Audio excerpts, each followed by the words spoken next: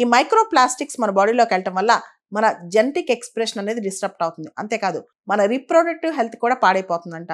And చాలా plastics క్యాసినోజెనిక్ అంటే cancer causing అనమాట. అండ్ వీటికి ఆక్సిడేటివ్ స్ట్రెస్ ఉందన్నమాట. అంటే ఓవర్ ఏజింగ్ అయిపోతాం మనం తొందరగా.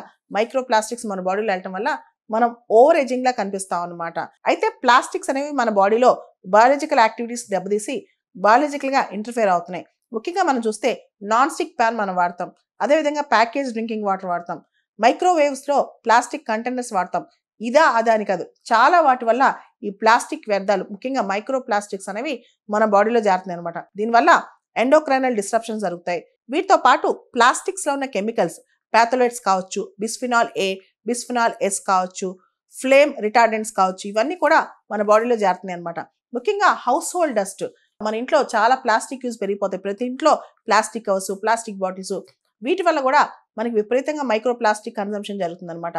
ఇండస్ట్రియల్ సోర్సెస్లో ముఖ్యంగా ఇండస్ట్రియల్ క్లీనర్స్లో, ఇండస్ట్రియల్ పెయింట్స్, వీటన్నిటిలో కూడా కోటింగ్స్, వీటిలో కూడా మైక్రో ప్లాస్టిక్స్ అనేవి మన బాడీలోకి వెళ్తున్నాయి అనమాట.